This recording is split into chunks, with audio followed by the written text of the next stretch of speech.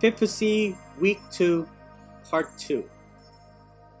Now let us go to the topic of Week 2, the very cornerstone of the course, to which the next parts will be devoted, the pillars of Philippine foreign policy. One of the basic terms and concepts covered in Module 1, which you are supposed to have downloaded from Big Sky, is the foreign policy process, which you would be expected to remember unless your memory is full of holes, like a Payao fish aggregator local Filipino fisherfolk use. In principle, foreign policies go through essentially the same process anywhere in the world, including the Philippines. However, there may be differences in the number of stages. At its simplest, the foreign policy process comprises two stages, as described in our syllabus: formulation and implementation. But for our purpose, let's go with at least three. Foreign policy is initiated when political leaders and agencies in the role of deciding and taking actions affecting the country's external relations, such as the Department of Foreign Affairs, conceive of ideas for foreign policies based on the national interest. Sheriff Folarin, in 2017, calls this the stage of identification and articulation of roles, or the role conception stage. In his words, this is the stage when strategic and practical steps can be taken to realize national interest in international politics. The next stage is the formulation of policies. Folarin describes this stage as such: in a democratic system, formulation requires sending the proposal to Parliament for debate, readings, and adoption, after which it returns to the executive for approval and ratification. However, foreign policy formulation can also take place entirely within a certain agency, like the DFA, or through a consultation among agencies, and sometimes even through public consultations and social media. The third stage is implementation. At this stage, the executive engages the foreign ministry and all other relevant ministries to ensure execution of the policy. The foreign ministry, in particular, engages the foreign service, made up of political and career diplomats, as well as envoys and other diplomatic field staff, to work on the policy or policies. The implementation stage may also be known as the role assumption stage. Other theorists present a six-stage process, starting with an assessment of the international and domestic political environment. In other words, the situational context where an action is to be taken. The second stage is goal or agenda setting, where the actors or decision makers identify the agenda or goal, among perhaps even multiple competing ones, affected by an international issue, concern, or problem. Some equate this to the policy identification, articulation, or conceptualization stage. This is followed by the policy formulation stage, where policy options are considered, drafted, or created, and debated against limitations and possible consequences. The fourth stage is the adoption stage, in which one policy or a set of policies will be pursued and formally decided upon. The fifth stage is implementation, where the policy actors execute the chosen policy or policies using the tools or resources at their disposal. Finally, there is the evaluation stage, where officials and agencies judge the execution and real-world outcomes of the policy or policies. There may be cases, either in the Philippines or elsewhere, which go through an additional stage or stages in the foreign policy process. Should such a stage occur, I will try to be mindful of it and describe it to you, as well as explain the case more fully. But in general, whether there are 2, 3, 6, or even more stages, they generally go from a stage where the policy takes shape, and once it does become defined and is elaborated on, the policies are acted on or implemented.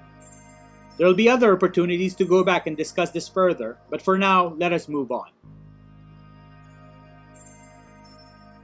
After describing one of the learning outcomes for Week 2, that is, discussing the foreign policy process, let's move to the other items you're expected to pick up from our asynchronous sessions 3 and 4 of Week 2.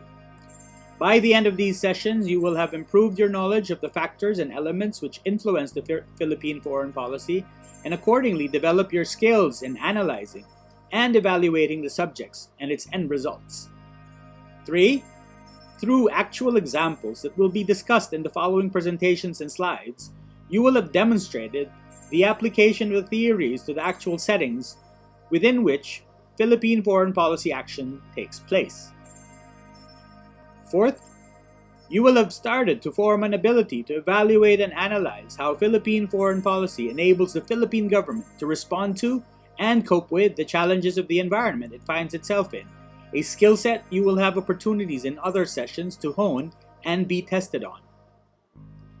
5th and last, you will have formed a better insight into the importance of Philippine foreign policy as a strategy and goal of the government and the nation to express or realize its national interest in the international arena, into the ways the 9 realities affect policy formulation, and into how concrete policies can be implemented based on the 3 pillars of Philippine foreign policy to address the global challenges of the times. With this, we are ready to move on to the salient points of Week 2. As always, you are requested to adhere to a strict policy of confidentiality inside the safe space we are conducting our classes, upon my invocation of academic freedom. Given the role of foreign policy to adopt relevant domestic or national policies to obtain outcomes beneficial to the national interest, it is important to scan and review the national landscape in order to formulate a plan of action for Philippine foreign policy, define targets, set the time frame, and assess the relevance of all this to other states. This means examining the situation under the administration of President Rodrigo Duterte.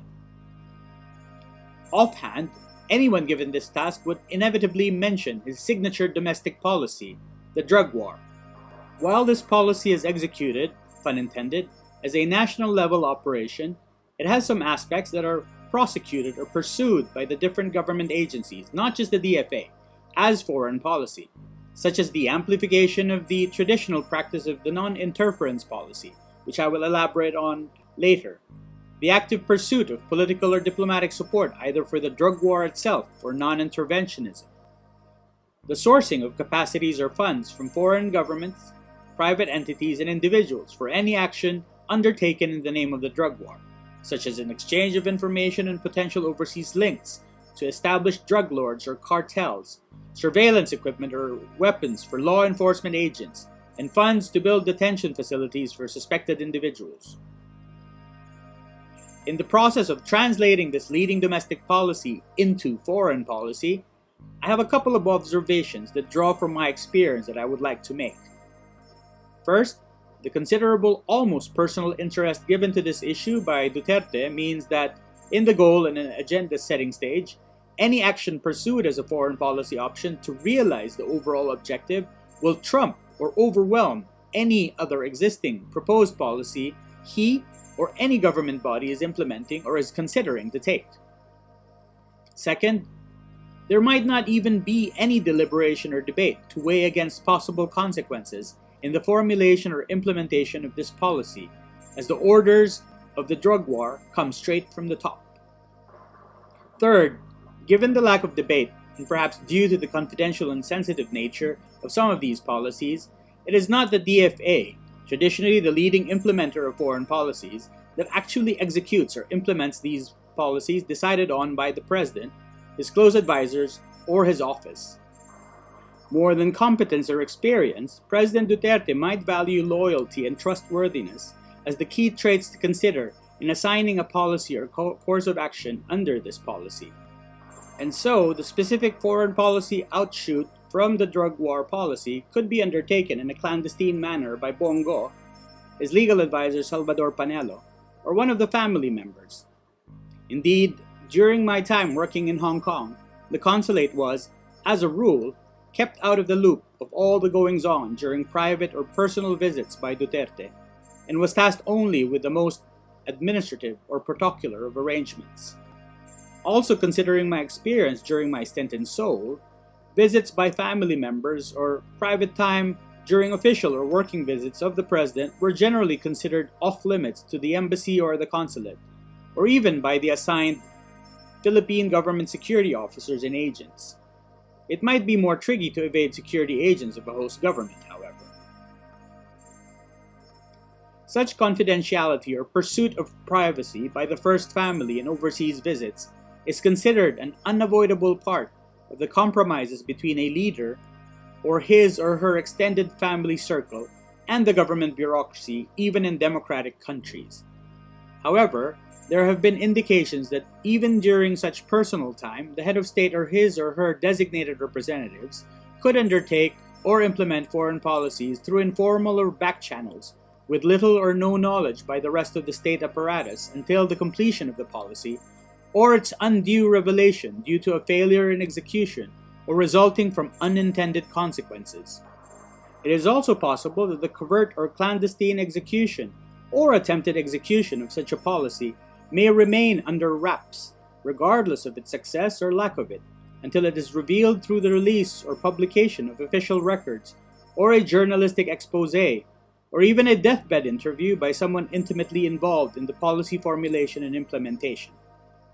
Such secretive arrangements are of course more common in more opaque governing systems, such as in the highly compartmentalized and even internally competing bureaucratic systems in communist states or autocratic governments.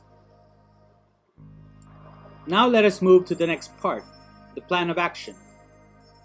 Given the perceived outsized importance of the drug war and its foreign policy components, as well as the resulting consequences, it is surprising to find that the drug war was limited to a couple of lines in the last 20 pages of the abridged version of the National Plan of Action, which is the Philippine Development Plan, or PDP, from 2017 to 2022, which effectively covers 5 of the 6 years of the Duterte administration. So now let's go over the PDP, which is the medium-term plan formulated by the current administration as part of the long-term national vision entitled Ambisyon Natin 2040, which was approved by President Duterte in October 2016.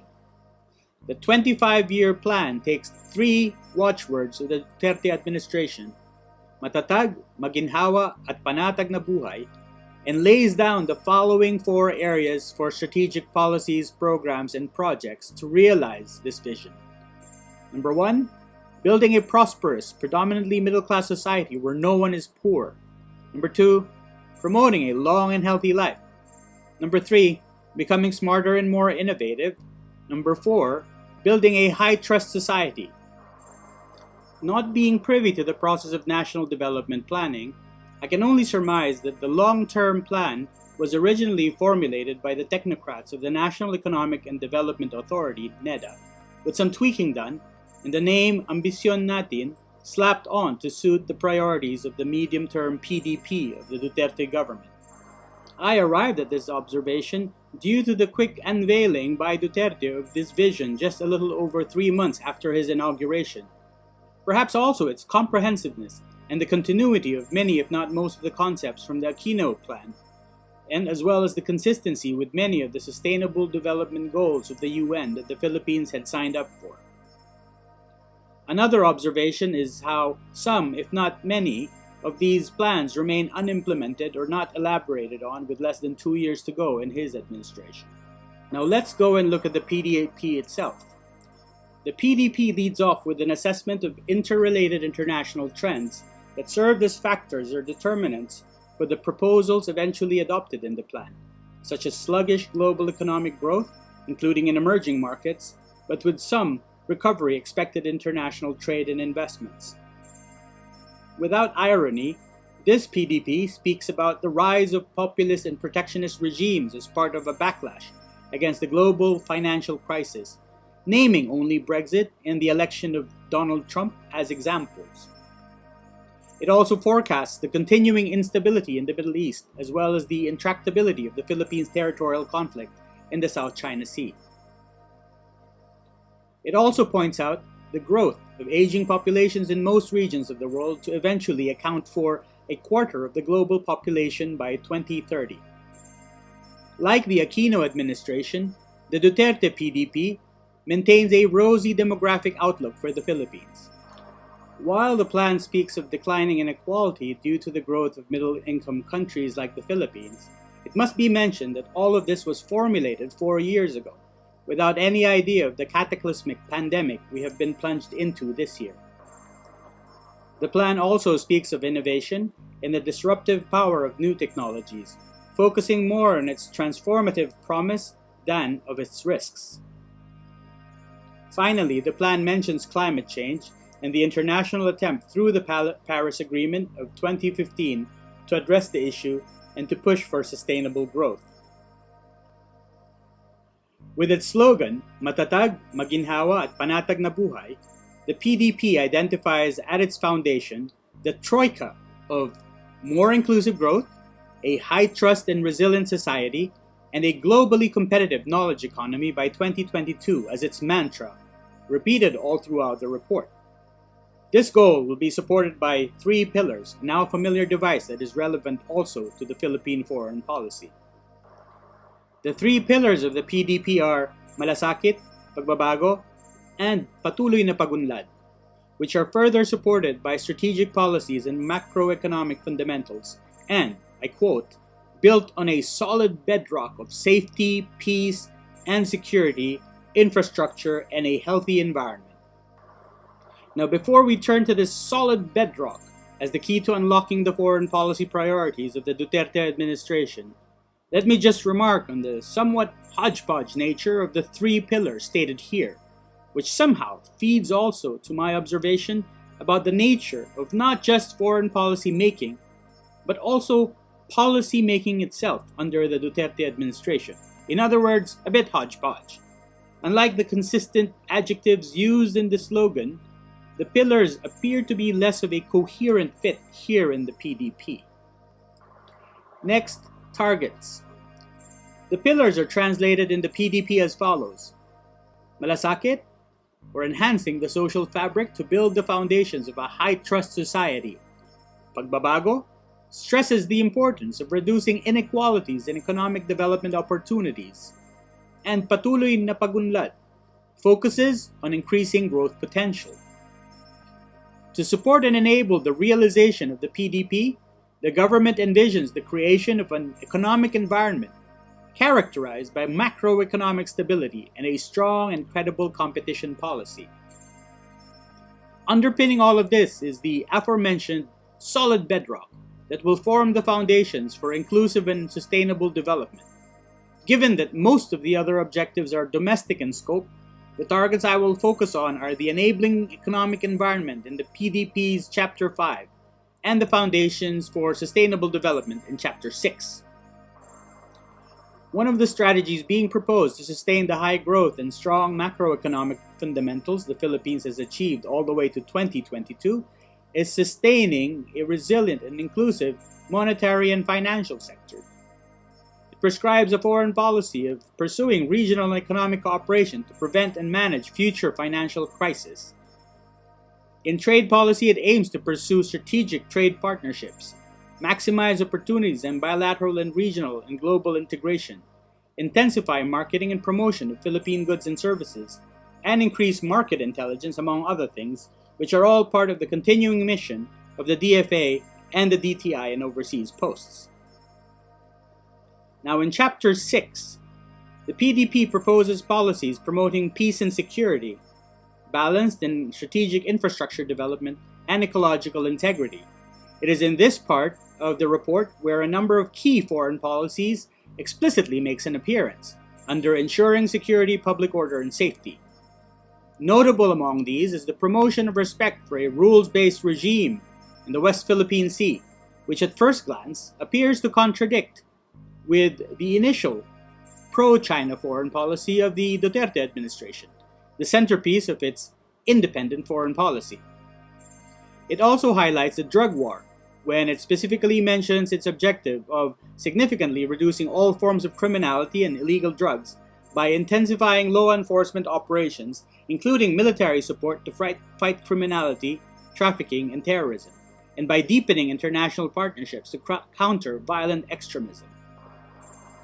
Along with the meaningful implementation or completion of the implementation of peace agreements with the MNLF or MILF respectively, as well as the promotion of greater harmony and cooperation with all nations, the expansion of diplomatic engagements and cooperation in regional and international settings, and the expansion of the global presence of the Philippine Foreign Service and key attached agencies in strategic areas around the world, then these are all consistent with the first pillar of Philippine foreign policy.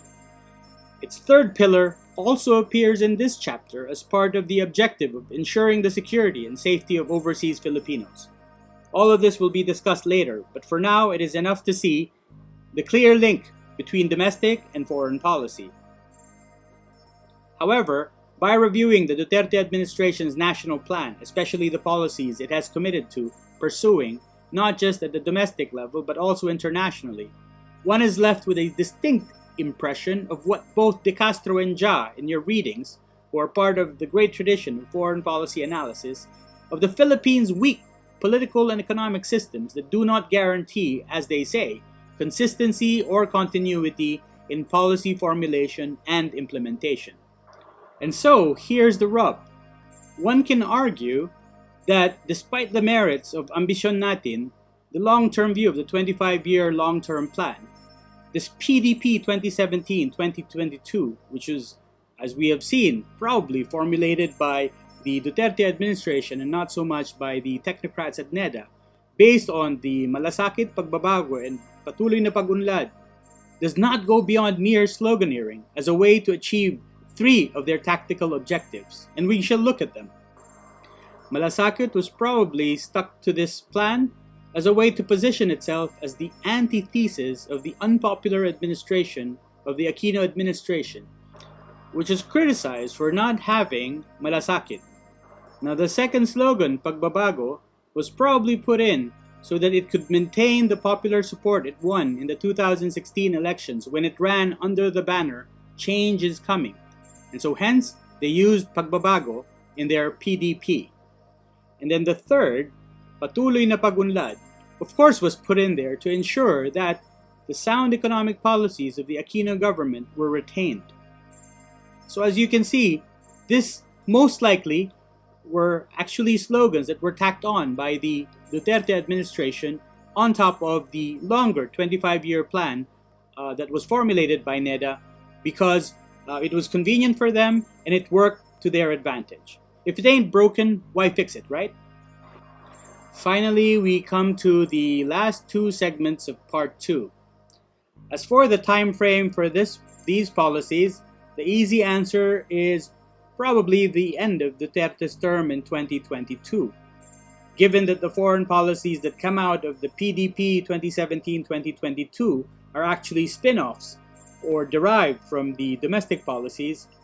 We can also say that at least for some foreign policies of the Duterte administration, the time frame will likely end at the end of his term. Without a doubt, many unpopular or controversial policies will most likely be reversed if they are not yet already seeing a backpedaling or reversal at this lame duck stage of the Duterte presidency. In fact, even Duterte's infamous independent foreign policy, which are anchored in the yin-yang pro-China, anti-US policy, and the strident non-intervention principle, will most likely be reborn in another form and thus not survive beyond the current administration. I say infamous because one of the truisms that essentially serves as a reality for Philippine foreign policy in the last quarter century, whether or not it is accurately described in the 9 realities of Philippine foreign policy that I will discuss in Part 3, is the overwhelming opposition of the Filipino population against China and its enduring support for the United States of America. Ever since China became antagonistic towards the Philippines in the early 1990s, through the promulgation of domestic laws claiming the Spratlys and later occupying Mischief Reef through subterfuge in the late 1990s, Filipinos, even among the ranks of progressive or left-wing groups, have consistently polled as being opposed to Beijing.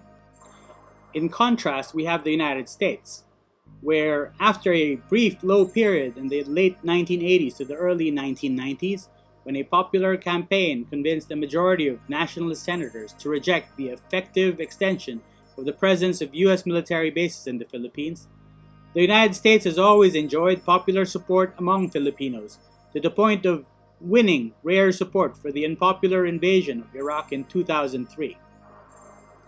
As for the relevance of Philippine foreign policy to other states, apart from China and the United States, there is the curious case of Russia. I will expound more on the probable causes for Russia's inclusion in Duterte's signature independent foreign policy. But apart from Beijing, it suffices to say that Moscow is probably the biggest benefactor of this volte-face in Philippine foreign policy. Otherwise, there is little lasting change from the level or intensity of engagement by the Philippines from the previous administration to the current one, whether we are talking about ASEAN, its dialogue partners in Asia and Australia, countries in Europe, Asia, and the Middle East. As we have seen in Secretary Locsin's recent excessive criticism of China for its actions in the South China Sea, as well as his 180 degrees on the termination of the Visiting Forces Agreement, we seem to be in a situation that the French call plus ça change, plus c'est la même chose. The more things change, the more they stay the same. And so, if there is no real change, have we indeed achieved the much treasured independent foreign policy? It seems at this point necessary to expound a little bit on these two aforementioned sub-policies that serve as the cornerstone of, or the original branding, let's put it, of the Duterte administration's version of the independent foreign policy, which are, as I have said, the pro-China anti-US policy and the strident non-interventionist principle. I shall do so in the next two parts, but for now we can end here.